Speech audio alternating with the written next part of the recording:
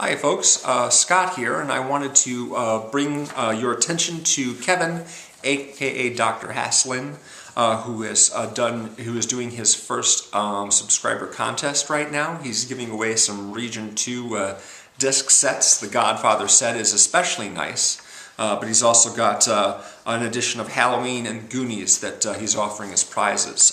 They're all Region 2. Unfortunately, I don't watch Region 2 DVDs, so I'm not officially entering this contest, but I wanted to mention it and wanted to answer his questions anyway.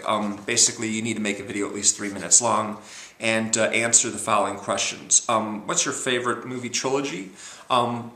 Before, last year, I would have said Star Wars Classic, but now it's Richard Linklater's trilogy of films with Ethan Hawke and Julie Delpy, Before Sunrise, Before Sunset, and Before Midnight. All three are amazing, just fantastic movies. Always love Star Wars, of course. You know, Return of the Jedi is the weak episode there, but still, it's Star Wars. I love it. But yes, as far as just the most excellent trilogy, it's probably that one. What's your definitive 80s movie? This is interesting. I was going to say Back to the Future, kind of like Ms. Poppy 90, who also entered this contest, but instead I'm going to go with The Terminator, the 1984 original. Coincidentally, Kevin's actually doing a series on the films of '84, which was the year he was born, so he'll probably get around to reviewing The Terminator at some point.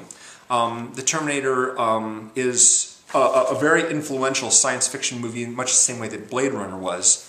But Blade Runner was more influential for other filmmakers, whereas The Terminator was just generally influential. It was one of the first movies that popularized using machine guns in science fiction movies. Of course it was the, there's all that 80s style there. It's the music, the clothes, Linda Hamilton's poofy hair, what have you.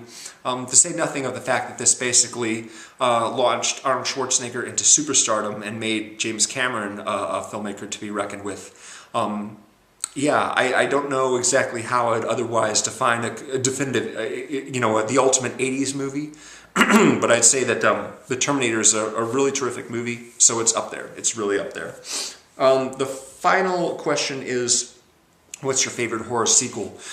He mentioned Evil Dead 2 as a possibility. I love Evil Dead 2, of course. But instead I'm going to throw my weight behind something that doesn't get a lot of praise. In fact, a lot of people really don't like it that much, and that's Scream 3.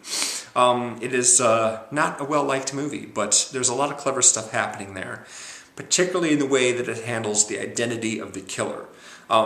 With each of the Scream movies, of course, the killer turns out to be one of the main cast members, in a mask, or two of them, as the case may be. But up until that point, of course, the character's been using a voice disguiser to make him sound just sort of anonymously menacing.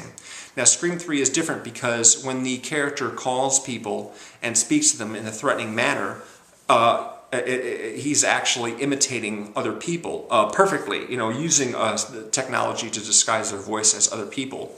But in doing this, it establishes a pattern whereby first it calls and the victim thinks that he or she is talking to someone else, and then bleep, the voice changer switches to anonymous killer voice, and then he threatens him, and then there's an attack, and then the victims die, of course.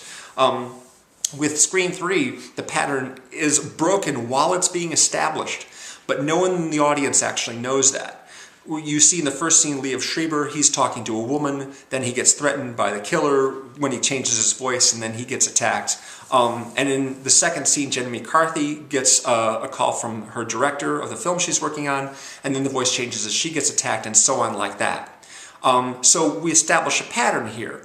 But the pattern is actually broken without the audience knowing anything about it until the end, when it's revealed who the killer really is. And that is, at one point the killer actually calls pretending to be himself. So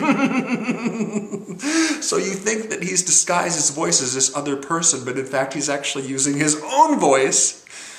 And there's no way that you would know this. Just so very clever. After the movie was over, when I saw it the first time, I was just like, oh, wait a second. The guy called it himself. That was so incredible. Nobody in the audience would ever guess it was him. And it's a great way to divert suspicion away from that particular character. Really awesome. And of course Parker Posey is in this movie, and she's hilarious as the actress getting involved in all the killings and everything like that. Really like all the Scream movies, actually. But 3 is, I think, an under-heralded movie, so I wanted to talk a little bit about that. Anyway, there's a link to Kevin's video where he explains the rules of the contest, of course, and the deadline for it is the 28th of February, which is a Friday. So yeah, if you want those Region 2 discs, check it out, please do. See you again real soon. Bye.